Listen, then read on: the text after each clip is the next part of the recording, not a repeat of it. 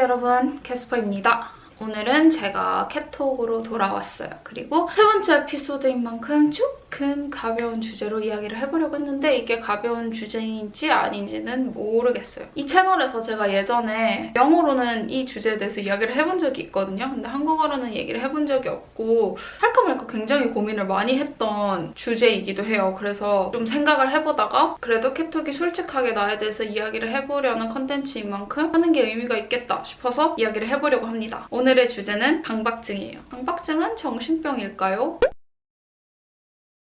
저는 굉장히 심한 강박증을 앓고 있습니다. 그래서 저는 2년 전에 처음 알게 되고 최근 1년 동안 굉장히 심한 강박증을 갖고 살고 있습니다. 이렇게 얘기하면 굉장히 거창하게 들리잖아요. 근데 사실이에요. 저는 강박증이 있어요. 강박증이라고 하면 사람들이 뭐를 주로 생각을 떠올리는지 모르겠는데 외국에서는 흔히 각 맞춰서 뭔가 이렇게 정리정돈 해놓고 아니면 뭐 숫자나 이런 일정한 패턴들에 집착을 하는 이 정도로 생각을 하시는 분들이 굉장히 많아요. 그래서 물론 그것도 맞기는 해요. 맞긴 하고 어떤 사람들은 지나칠 정도로 이렇게 손을 씻는다든지 청결에 대한 강박이 있을 수도 있고 아니면 뭔가 symmetrical한 이 좌우 대칭이 딱 맞아야 되는 그런 강박을 갖고 있는 걸로도 되게 유명한 할리우드 스타들도 있고 그런 식으로 뭐 강박증의 형태는 워낙 다양한데 오늘은 저의 강박증에 대해서 이야기를 좀 해보려고 합니다. 일단 제가 갖고 있는 강박들 중에는 어떤 것들이 있냐면요.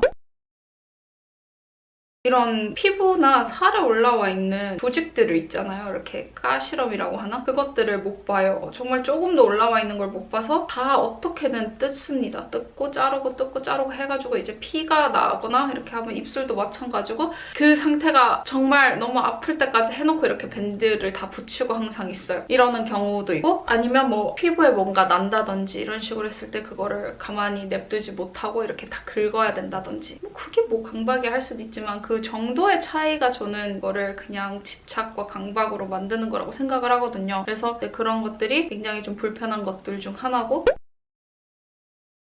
뭔가 이런 정리에 관해서 저의 방식대로 정리가 안 되면 손이 떨릴 정도로 불안합니다. 그래서 어떤 거는 색깔, 채도별로 맞추는 게 굉장히 중요하고요. 어떤 거는 종류별로 그것마다 가지각색이에요. 냉장고 안, 옷장, 화장대, 책장, 작업실 모든 게 정말 저의 방식대로 정리가 되어 있어야지 행복한 사람이에요. 그게 저는 별로 심각한 일이라고 생각을 안 했는데 그 상황이 제대로 흘러가지 않았을 때 저한테 느껴지는 심적 변화라든지 정신적 건강의 변화를 보면서 아 이게 심각하구나를 많이 생각을 했어요. 제가 탈모까지 생기고 정말 안 좋아지더라고요, 사람이. 그래서 그것도 있고 이런 기사 같은 거를 읽잖아요. 기사나 책 같은 걸 읽었을 때 그 단어를 모른다. 영화나 뭐 유튜브 영상 이런 거를 볼 때 그 단어를 모른다 하면은 그냥 넘기지를 못해요. 무조건 찾아서 검색을 해서 외우려고 이제 스크린샷을 해놓고 나중에 이제 알파벳 순서별로 다 정리를 해놓고 이제 외웁니다. 이것도 뭔가 이렇게 뭔가 제가 보여드릴 수 있으면 자료들을 이렇게 보여드릴게요. 그래서 심했던 적은 영화를 보러 갔는데 영화를 보는 도중에 모르는 단어가 나와서 그걸 꼭 검색을 해봐서 영화에 집중을 못한다든지 여기서 또 더 심각한 게 하나 나오거든요. 그건 좀 이따 말씀드릴게요. 아니면 TV 프로를 보고 있는데 특히 이거에 저의 선택권이 또 있으면 더 심해지는 것 같아요. 그래서 다시 보기 같은 걸 하면 계속 멈춰가지고 그 단어를 찾고 해서 보는 스타일이에요. 괴롭죠. 또 한 가지 있는 게 이게 진짜 강박증의 가장 기초적인 초기 증상인데 자기 스스로의 뭔가 이런 패턴이나 리추얼들을 만들어가는 거예요. 그래서 저 같은 경우는 일어나자마자 무조건 물을 마셔야 되고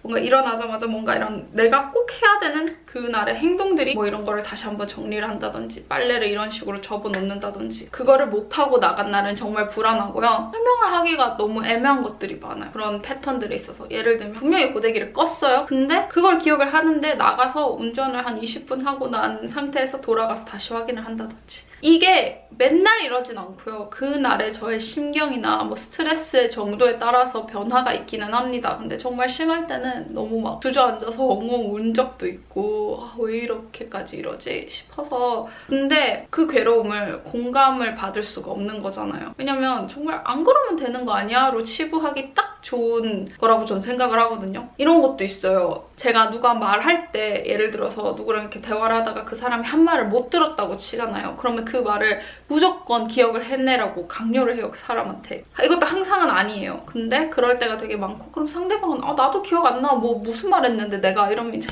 너무 막 답답해서 미치려고 하는 거죠. 그래서 영화관에서 대사 같은 걸 하나 놓쳐가지고 그 영화 앞뒤 대사를 이제 쳐서 이렇게 구글 같은 데 하면 그 영화 어떻게 뭐 코트 같은 거나 캡처로 이렇게 올라오는 게 있어요. 그래서 꼭 그 장면을 찾아내서 어떻게든 그거를 기억을 해내고 영화를 볼 수 있습니다.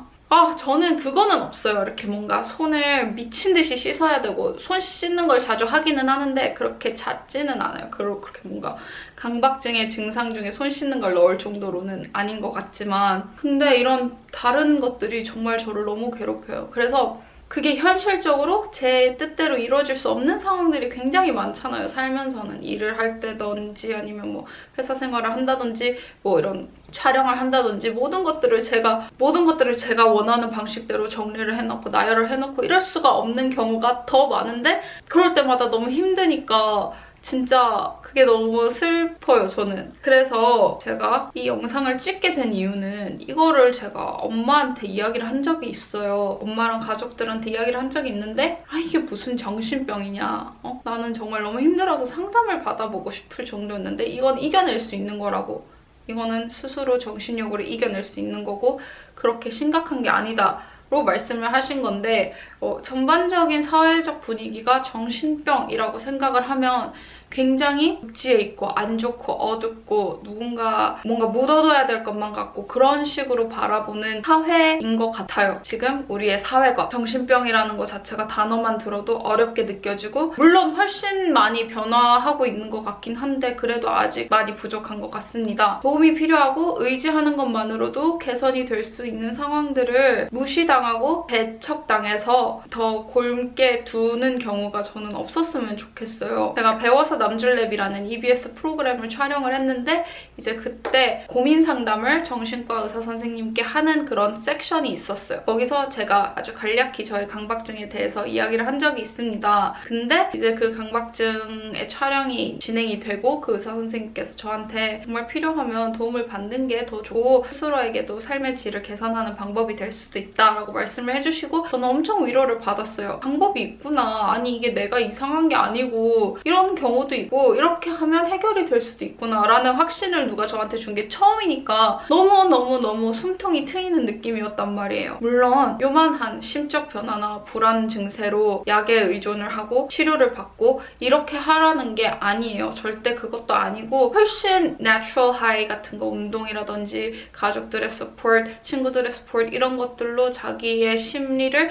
안정화시키는 게 뭐가 됐든 좋습니다. 근데 내가 정말 괴롭고 방법이 없고 혼자 있는 것 같은 느낌이 들 때 그 도움을 청하는 것마저도 잘못된 것처럼 느껴지지는 않았으면 좋겠어요. 그래서 강박증처럼 사람들이 보편적으로 정신병이라고 생각하지 않는 병조차도 왜 그게 정신병일 수도 있고 나는 이렇게 해서 이걸 이렇게 해결을 했고 나는 아무렇지도 않아가 될 수 있었으면 좋겠습니다. 강박의 형태도 무수하게 많고 사람마다 정말 다르기 때문에 분명히 저보다는 누군가는 더 심하게 겪고 계신 분들도 계실 거고 누군가는 정말 가볍게 겪고 계시는 분들도 계실 거예요. 근데 제가 하고 싶은 말은 다 괜찮다는 거예요. It's okay, it's okay. 그리고 막 우스갯소리로 사람들이 그런 말 하잖아요. 사람들 다 정신병 하나씩은 갖고 있다고. 근데 저는 그 말이 진짜 맞는 말인 것 같아요. 정말 사회적으로 온전하게 멘탈이 건강하기만 하고